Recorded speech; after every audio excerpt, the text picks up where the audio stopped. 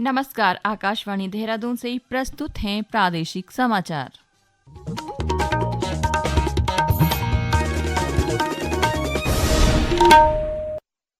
पहले मुख्य समाचार। प्रधानमंत्री नरेंद्र मोदी ने कहा, सरकार के कल्याणकारी उपायों के परिणाम स्वरूप 25 करोड़ लोगों को गरीबी से मुक्ति मिली। मुख्यमंत्री पुष्कर सिंह धामी ने कहा, प्रदेश में विकसित खेल अवस्थापना सुविधाएं भविष्य में खिलाड़ियों को बेहतर सुविधाएं प्रदान करेंगी। पर्वतीय जिलों के दूरस्थ क्षेत्रों में अध्ययनरत छात्रों को गुणवत्तापूर्ण शिक्षा उपलब्ध कराने के लिए राज्य सरकार आवासीय सुविधाएं उपलब्ध कराएगी। और 38वें राष्ट्रीय खेलों की पदक तालिका में कर्नाटक 28 स्वर्ण पदकों के साथ शीर्ष पर, उत्तराखंड 3 स्वर्ण पदकों के साथ 15वें स्थान पर पहुंचा।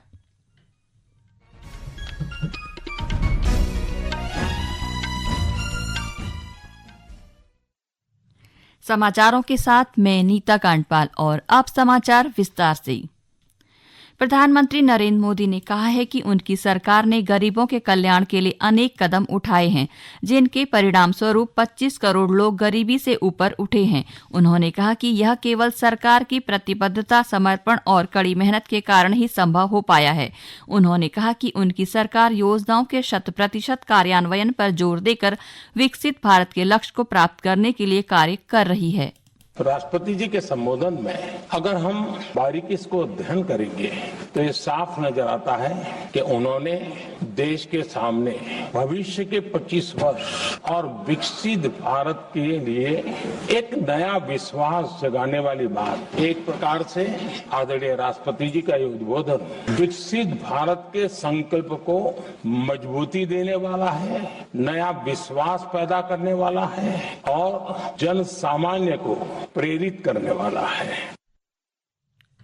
संसद में श्री मोदी ने कहा कि हाल ही में सरकार ने 12 लाख रुपए तक की आयकर छूट की घोषणा की है, जो मध्यम वर्ग के वित्त को मजबूत करने की दिशा में एक बड़ा कदम है।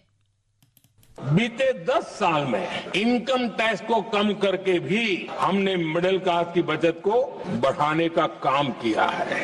2013-14 में 2 लाख रुपए पर इनकम टैक्स माफी थी और आज 12 लाख रुपए इनकम टैक्स से मुक्ति। और हमने बीच के कालखंड में भी 14 में भी, 17 में भी, 19 में भी, 23 में भी हम लगातार ये करते आए।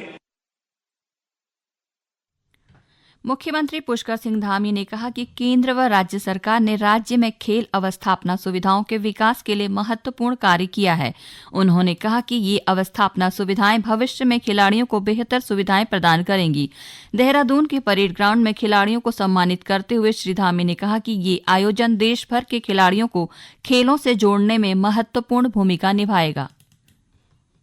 हमारे राज्य के लिए बहुत बड़ा अवसर है। मैं आदरणीय प्रधानमंत्री श्री नरेंद्र मोदी जी का धन्यवाद करता हूं कि उन्होंने हमको ये मेजबानी करने का अवसर मिला और इसमें 10,000 से भी ज्यादा खिलाड़ी पूरे देश से देवभूमि उत्तराखंड आए हैं और उन सबका आतिथ्य करने का भी हमको अवसर मिल रहा है। एक अच्छा अनुभव है। निश्चित रूप से हमारे खिलाड़ियों के लिए, आने वाले बच्चों के लिए ये बहुत प्रोत्साहन करने वाला होगा और उनको एक प्रेरणा देगा कि वो खेलों से जुड़ें और खेलों में आगे बढ़े, राज्य का भी नाम रोशन करें, देश का भी नाम रोशन करें। मुख्यमंत्री ने कहा कि उत्तराखंड में आयोजित होने वाले राष्ट्रीय खेलों की थीम ग्रीन गेम्स रखने का उद्देश्य पर्यावरण संरक्षण है। ग्रीन गेम्स इस बार के 38 नेशनल गेम्स की थीम्स रही है और ये थीम जो है इसमें अधिकतर हमारी जो सोलर एनर्जी है उसका उपयोग करना और जो हमारे ई वेस्ट हैं उनसे मेडल इत्यादि जो भी सामान हैं वो बनाए गए हैं और इसमें कम से कम जो है जो हमारी ऊर्जा है उसका कम से कम खपत हो और सौर ऊर्जा का अधिक से अधिक इसमें उपयोग हो, ये हमने पहले दिन से सुनिश्चित किया है। उसी के आधार पर इसको आगे बढ़ा रहे हैं और इसका संदेश यह भी है कि ग्रीन गेम्स चूँकि पूरा एक संदेश देने वाला पर्यावरण संरक्षण का भी संदेश है। प्रदेश के विकास के लिए यूरोपियन निवेश बैंक राज्य को $238 मिलियन की धनराशि देगा। परियोजना के लिए यूरोपियन बैंक 80% तथा राज्य सरकार 20% का अंशदान देंगी।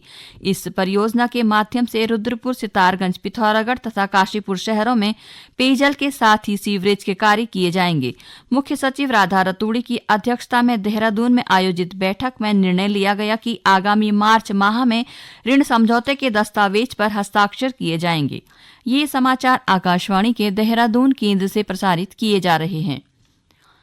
पर्वतीय जिलों के दूरस्थ क्षेत्रों में अध्ययनरत छात्र छात्राओं को गुणवत्तापूर्ण शिक्षा उपलब्ध कराने के लिए राज्य सरकार आवासीय सुविधाएं उपलब्ध कराएगी। ये जानकारी देते हुए विद्यालयी शिक्षा मंत्री डॉक्टर धन सिंह रावत ने बताया कि क्लस्टर विद्यालयों में आवासीय सुविधाएं उपलब्ध कराने से छात्र छात्राओं को बेहतर अवसर मिलेंगे। उन्होंने बताया कि प्रथम चरण में कठिन भौगोलिक परिस्थितियों वाले 5 जिलों में एक क्लस्टर विद्यालय में आवासीय सुविधाएं उपलब्ध कराई जाएंगी और इसके लिए इन क्लस्टर विद्यालयों में 150 छात्र छात्राओं की क्षमता वाले छात्रावासों का निर्माण किया जाएगा। भारतीय हॉकी टीम के पूर्व गोलकीपर मीर रंजन नेगी ने राष्ट्रीय खेलों में खिलाड़ियों और अन्य स्टाफ को उपलब्ध कराए जा रहे भोजन की गुणवत्ता और शुद्धता की तारीफ की है। श्री नेगी ने कहा कि वे नियमित रूप से बड़े खेल आयोजनों में शामिल होते हैं, लेकिन भोजन की पौष्टिकता के साथ ही शुद्धता और गुणवत्ता की व्यवस्था उत्तराखंड में सबसे अच्छा है। नेशनल गेम्स के लिए खाद्य संरक्षा एवं औषधि प्रशासन विभाग के नोडल अधिकारी गणेश चंद्र कंडवाल ने बताया कि आयोजन के दौरान भोजन की गुणवत्ता, स्वच्छता और पौष्टिकता सुनिश्चित करने के लिए 18 टीमें गठित की गई हैं। साथ ही मोबाइल टीम से भी भोजन की गुणवत्ता पर नजर रखी जा रही है। और अब खबरें खेल जगत से। उत्तराखंड के विभिन्न स्थानों पर 38वें राष्ट्रीय खेलों की विभिन्न स्पर्धाएं जारी हैं। पदक तालिका में कर्नाटक 28 स्वर्ण पदकों के साथ शीर्ष स्थान पर बना हुआ है। सर्विस बोर्ड 21 स्वर्ण लेकर दूसरे और 16 स्वर्ण के साथ महाराष्ट्र पदक तालिका में तीसरे स्थान पर है। वहीं उत्तराखंड बेहतर प्रदर्शन के चलते 3 स्वर्ण, 11 रजत और 12 कांस्य पदकों के साथ 15 पायदान पर पहुंच गया है। पिथौरागढ़ के हरि सिंह थापा स्पोर्ट्स कॉलेज में कल बॉक्सिंग के क्वार्टर फाइनल मुकाबले खेले गए। हमारे सहयोगी ने बताया कि बॉक्सिंग में पुरुषों के 14 और महिलाओं के 12 सहित कुल 26 मुकाबले खेले गए। राष्ट्रीय खेलों के तहत पिथौरागढ़ के हरि सिंह थापा स्पोर्ट्स कॉलेज में मंगलवार को बॉक्सिंग के क्वार्टर फाइनल मुकाबले खेले गए, जिसमें पुरुषों के 14 और महिलाओं के 12 सहित कुल 26 मुकाबले खेले गए। ओलंपिक में भारत को पदक दिलाने वाली असम की लवलीना ने उत्तराखंड की बबीता को आसानी से हराकर सेमीफाइनल में जगह बनाई, तो वहीं दूसरी ओलंपियन सर्विसेज की जैस्मिन ने भी झारखंड की स्नेहा कुमारी गुप्ता को हराकर सेमीफाइनल में अपनी जगह पक्की की। वहीं उत्तराखंड के लिए भी मंगलवार का दिन बॉक्सिंग में मिला जुला रहा, जहां उत्तराखंड की बबीता, पवन बर्थवाल और नीरज पुजारी हारकर मेडल की दौड़ से बाहर हो गए।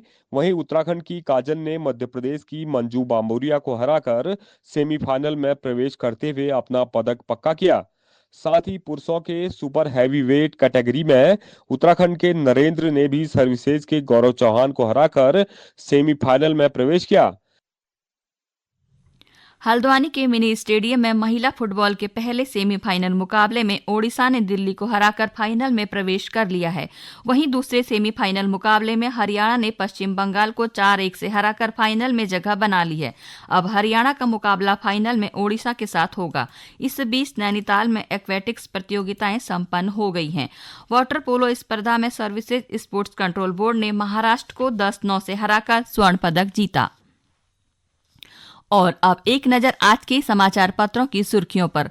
38वें राष्ट्रीय खेलों में उत्तराखंड के बेहतर प्रदर्शन को सभी अखबारों ने प्रमुखता से स्थान दिया है। अमर उजाला लिखता है, राष्ट्रीय खेलों में उत्तराखंड ने मारी छलांग, राज्य ने 2 स्वर्ण सहित 9 पदक जीते, 17 से 15वें स्थान पर पहुंचा। इसी खबर पर दैनिक जागरण लिखता है, उत्तराखंड को मिले 2 स्वर्ण, 4 रजत और 3 कांस्य पदक। 38वें राष्ट्रीय खेलों में मंगलवार का दिन रहा उत्तराखंड के लिए खास। क्लस्टर विद्यालयों में छात्रों को आवासीय सुविधा पर विद्यालय शिक्षा मंत्री डॉक्टर धन सिंह रावत के हवाले से दैनिक जागरण लिखता है, पहले चरण में 5 जिलों में एक क्लस्टर विद्यालय में बनेंगे 150 विद्यार्थियों के क्षमता वाले छात्रावास। इस खबर पर अमर उजाला लिखता है, क्लस्टर विद्यालयों में मिलेगी आवासीय सुविधा, शिक्षा मंत्री ने दिए विभागीय अधिकारियों को बजट प्रस्ताव भेजने के निर्देश। प्रदेश में मौसम के बदलते मिजाज को सभी अखबारों ने प्रमुखता दी है। हिंदुस्तान समाचार पत्र में लिखा है, उत्तराखंड के गढ़वाल मंडल की पहाड़ी इलाकों में बर्फ पड़ी, जबकि मैदानी क्षेत्रों में कहीं कहीं हल्की बारिश हुई। अमर उजाला ने लिखा है, चारों धाम में जमकर बर्फबारी, मैदान में हल्की बारिश से ठंड। अंत में मुख्य समाचार एक बार फिर।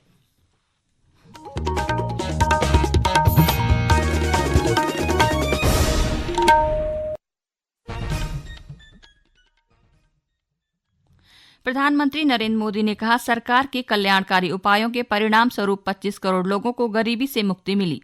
मुख्यमंत्री पुष्कर सिंह धामी ने कहा, प्रदेश में विकसित खेल अवस्थापना सुविधा भविष्य में खिलाड़ियों को बेहतर सुविधाएं प्रदान करेगी।